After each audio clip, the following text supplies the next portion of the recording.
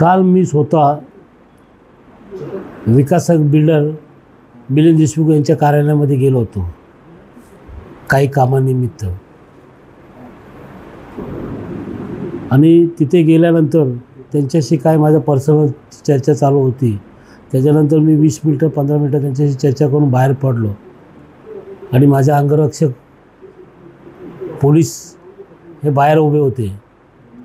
त्यांना मेघराज तुपांगेने काय बघतोस माझ्याकडे किंवा अशा पद्धतीने शिवीगाळ केली वाटतं। त्यांनी विचारलं तू काय बघतो असे त्याची बाजूनंतर शिवी दिल्यानंतर त्यांनी काय प्रत्युत्तर दिलं नाही अंगरक्षकांनी। त्यांनी ही गोष्ट मला बाहेर निघाल्यानंतर खाली उतरल्यानंतर तिथे लिफ्टमध्ये खाली आल्यानंतर सांगितले दादा साहेब अशी घटना घडली, पूर्वी पण अशी घडली, मी तुम्हाला कानावर टाकलं आताही आले, आमचं काय आमचं काम नाही।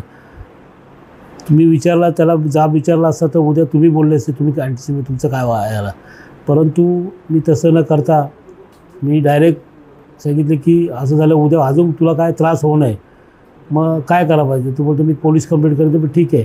तसंच मी वरिष्ठ पोलीस निरीक्षक शिंदे साहेबांना स्वतः जातीने फोन केला की अशी घटना झाली असं, कारण इलेक्शनला त्यांचा आमचा वाद झाला होता, तो मनात राग धरून पोलीस बंदोबस्त किंवा मला देखील बोलायची हे झाली नसते, परंतु ह्या हेतूने त्यांनी बॉडीगार्डला जे केला पोलीस बंदोबस्त म्हणजे, तर उद्या त्यांनी काय ठरवून आला होतं का बाबा त्याचं काय निमित्त काम निमित्त होतं ते देखील मला माहिती नाही, कारण तो विकास सगळं त्याच्याकडे कोणी जातो।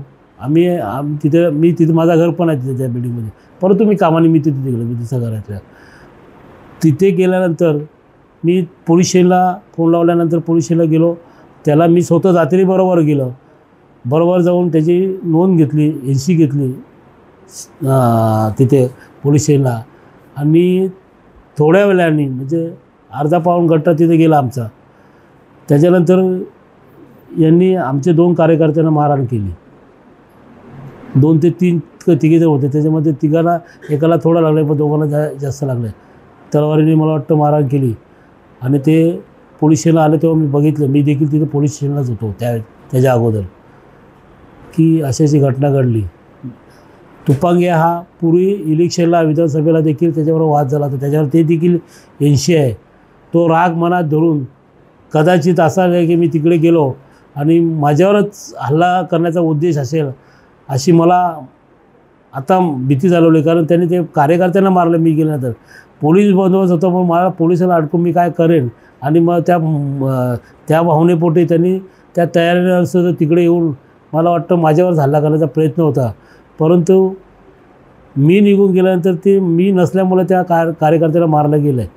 आणि मी पोलीस स्टेशनच्या अधिकाऱ्यांकडे विनंती करतो की त्याच्या जोडीला असलेले गुन्हेगार प्रवृत्तीचे गुंड लोक हिस्ट्री शीटर त्याच्यावर देखील गुन्हा दाखवावा आणि यांच्यावर, कारण भविष्यात मला त्याच्यापासून त्रास नको, उद्या मलाही माझ्या जीवाला त्याच्यापासून भीती आहे, म्हणून मी स्वतः जातीने देखील त्याचे तुम्हाला स्टेटमेंट देत आहे। आणि मी तसे मी नोंद करून पाठवले, जे NC दिले माझ्या पोलीस बंदोबस्ताचे देखील NC त्यांनी दिलेले ते देखील तुम्हाला पाठवले।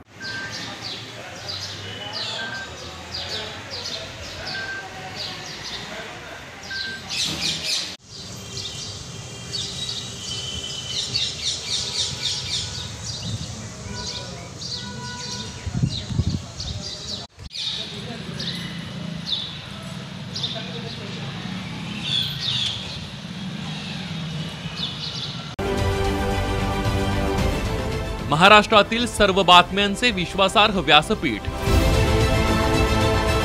सकाळच्या सर्व सोशल मीडिया प्लॅटफॉर्मला लाईक, फॉलो आणि सबस्क्राईब करा। तसंच सर्व नोटिफिकेशनसाठी बेल आयकॉन प्रेस करायला विसरू नका।